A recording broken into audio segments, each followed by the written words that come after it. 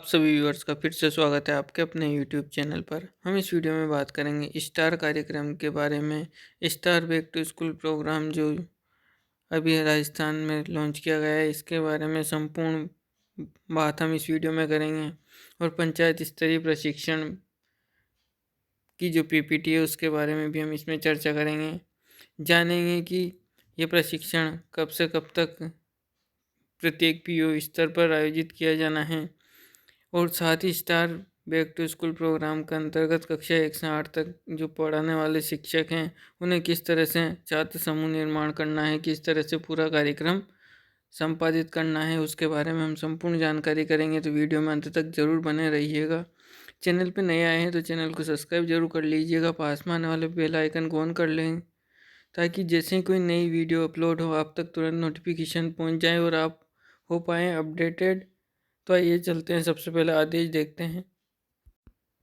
Star के अंतर्गत P और एमटी का प्रशिक्षण 29 जनवरी 2022 को संपादित हो चुका है।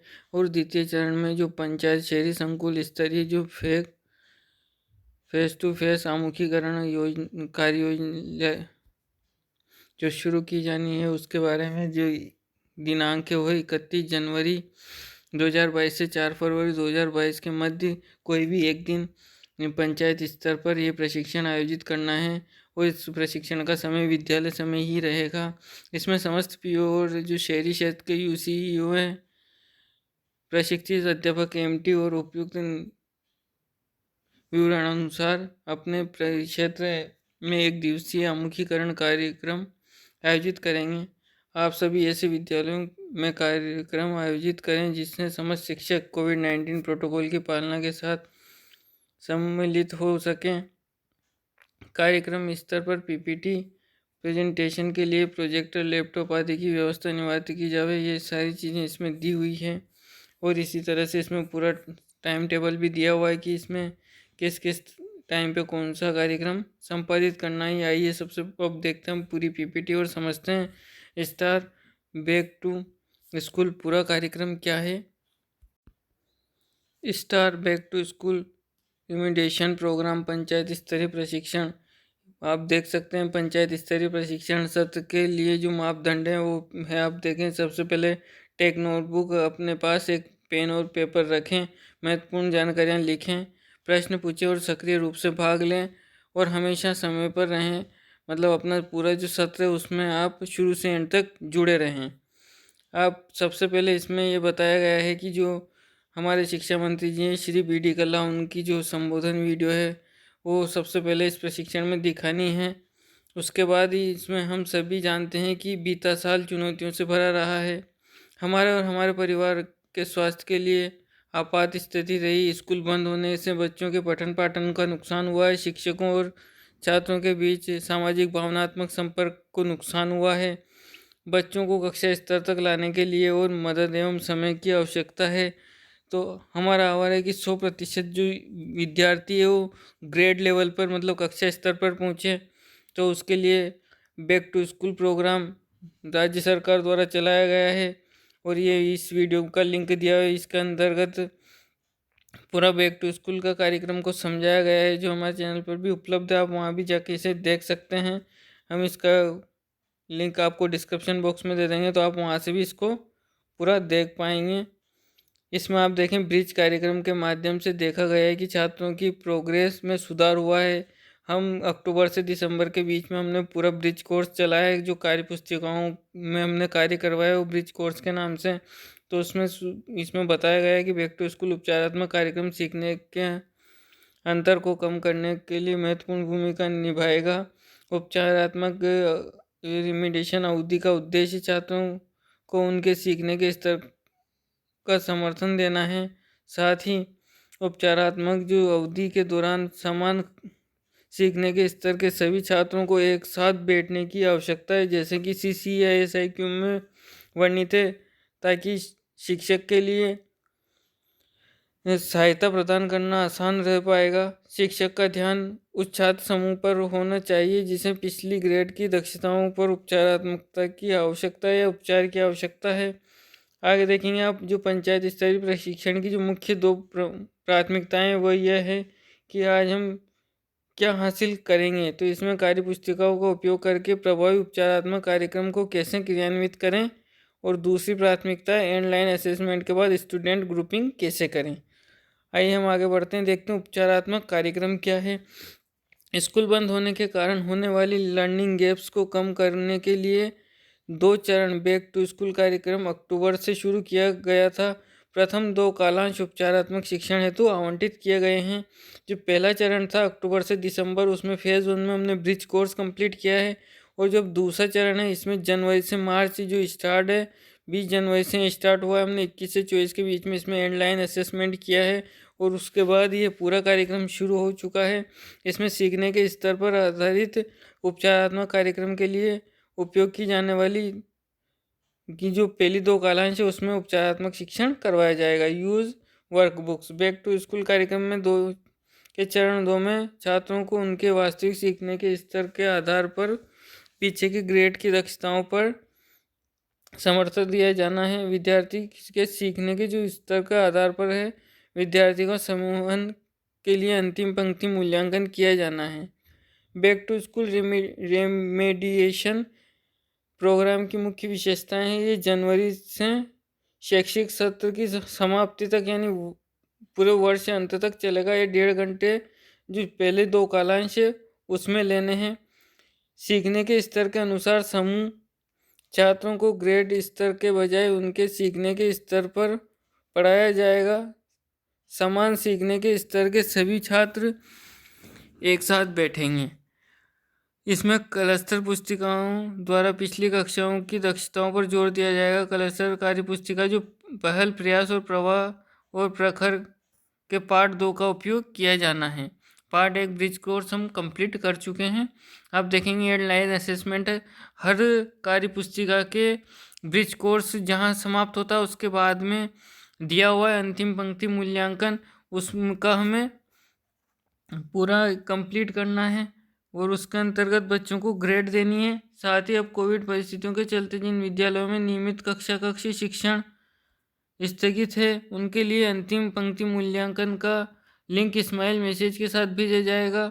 शिक्षकगण उक्त वर्णित अवधि में विद्यार्थियों तक इसकी पहुंच व मूल्यांकन किया जाना सुनिश्चित करेंगे। अब देखेंगे यहाँ पूरा उपचारात्मक अवधि के लिए जो छात्रों और उनके सीखने के स्तर के अनुसार समूहीकृत किया जाना है। छात्र समूहकरण के लिए उपयोग किए जाने वाले मापदंडों की पूरी तालिका दी हुई है। आप इसे स्क्रीनशॉट लेकर अच्छे से समझ लें और इसी हिसाब से हमें पूरा निर्धारण करना है कि जिसके 30% से ऊपर नंबर आ रहे हैं उनको कौन से ग्रुप में, 30 से 50 59 वालों को कौन से ग्रुप में रखना है, 60% वालों को कौन से ग्रुप में, पूरा समझाया गया है। साथ ही आप देखें उपचार के लिए जो कार्य पुस्तिका का पृष्ठ संख्या है, जो पार्ट 2 है रिमीडिएशन वाला, उसमें यहाँ पूरे जो पहल, प्रयास और प्रवाह इनके सबके यहाँ पर दिए हुए हैं पेज नंबर। तो आप यहाँ से इसका स्क्रीनशॉट लेकर आप देख सकते हैं, प्रत्येक विषय की अलग अलग दिए हुए हैं। आगे बढ़ते हैं तो देखेंगे हम एंड लाइन असेसमेंट। तो एंड लाइन असेसमेंट जो आयोजित करने के बाद शिक्षक वर्कबुक में दिए गए एंड लाइन असेसमेंट के अंत में छात्र के प्रदर्शन रिकॉर्ड को भरें जैसे कि नीचे दिखाया गया है और प्रदर्शन के अनुसार छात्रों को समूहित करें। आगे बढ़ेंगे। स्टूडेंट ग्रुपिंग जो होनी है वो किस तरह से होंगी, जैसे प्राइमरी स्कूल का इसमें बात है। उपचार के लिए जो कक्षा समूहन है, मतलब छात्र समूहन है, उसमें उपचारात्मक अवधि के दौरान समान सीखने या के जो स्तर वाले बच्चे हैं उनको एक साथ रखा जाना है। शिक्षक का ध्यान उस समूह के साथ छात्र पर होना चाहिए जिसे पिछली ग्रेड की दक्षताओं का उपचार की आवश्यकता है। जो छात्र एड ग्रेड सीखने के स्तर पर हैं वो उपचारात्मक अवधि के दौरान कार्य पुस्तिका में स्वतंत्र रूप से कार्य पत्रकों पर अभ्यास कर सकते हैं। आप देखेंगे उपचार के दौरान आदर्श रूप से छात्र समूह को एक शिक्षक समर्थन मिलना चाहिए। अपने सीखने के स्तर के अनुसार समूह में बैठे छात्र, और आप देख पा रहे हैं जो ब्रिज ग्रेड वाले जो छात्र थे बिहाइंड द ग्रेड, उन छात्रों को अलग से सपोर्ट किया जा रहा है। आप देखेंगे प्राथमिक विद्यालय जो 2 शिक्षक वाले विद्यालय,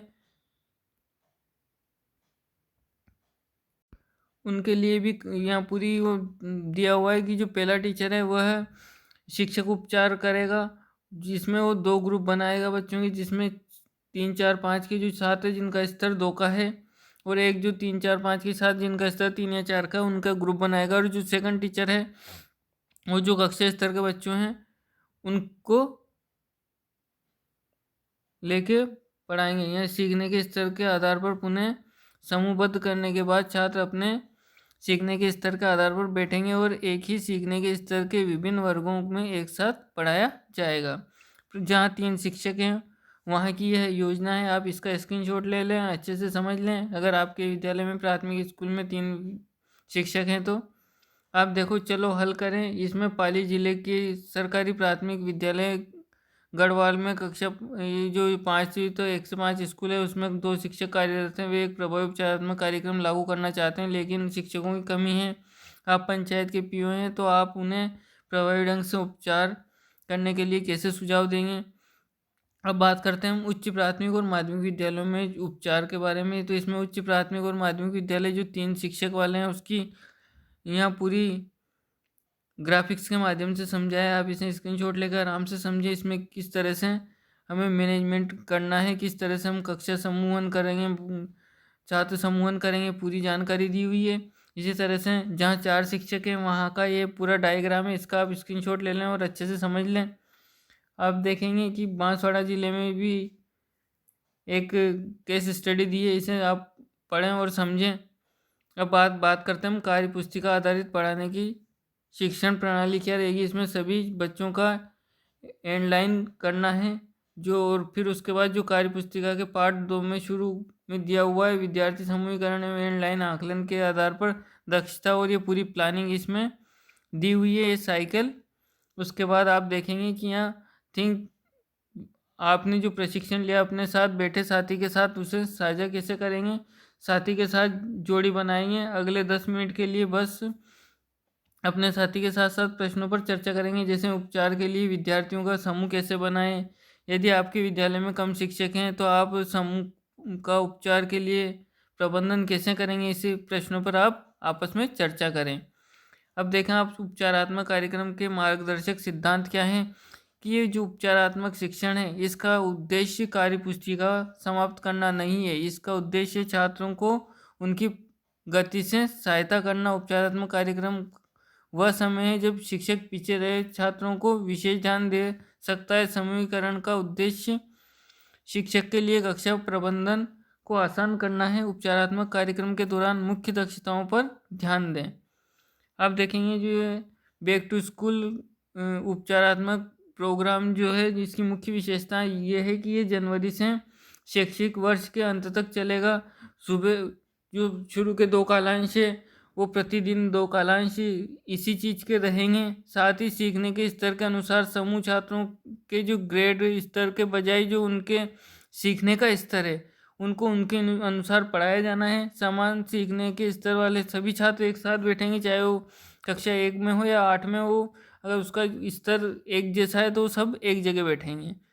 क्लस्टर कार्य पुस्तिका द्वारा पिछली कक्षाओं की दक्षताओं पर जोड़। इसमें जो क्लस्टर कार्य पुस्तिका है पहल, प्रयास और प्रभाव प्रखर, इसका जो पार्ट 2 है उसका उपयोग इसमें किया जाना है। साथ ही आपको इसमें एक सेल्फी फ़ोटो अपलोड भी करना है तो आप ये भी लें। उसके बाद आप देखेंगे इसमें है फीडबैक फॉर्म है। जो पहला फॉर्म है जिसका आप देख पा रहे होंगे ऊपर, पंचायत स्तरीय प्रशिक्षण के बाद जो शिक्षकों को भरा जाने वाला फीडबैक फॉर्म है, इसका लिंक हम डिस्क्रिप्शन बॉक्स में डाल देंगे। और इस फॉर्म को किस तरह से भरेंगे इसकी वीडियो भी हम इसी चैनल पर अपलोड करेंगे। तो आप चैनल को सब्सक्राइब कर लें और बेल आइकन को ऑन कर लें ताकि जैसे ही हम वीडियो अपलोड करें आप तक नोटिफिकेशन पहुंच जाए और आप इस फॉर्म को भरना सीख लें। नीचे का जो है वो पंचायत स्तरीय प्रशिक्षण के बाद पीओ और एमटी को भरना है। तो इसको जो शिक्षक हैं वो ऊपर वाला भरेंगे और जो पीओ महोदय हैं और एमटी साहिबान हैं वो नीचे वाला इसमें भरेंगे। उम्मीद करता हूँ वीडियो आपको समझ आई होगी। अंत तक वीडियो को देखने के लिए धन्यवाद। हम जल्द ही अगली वीडियो जो है फीडबैक फॉर्म है इसकी लेकर आएंगे। तब तक बने रहें हमारे साथ। धन्यवाद।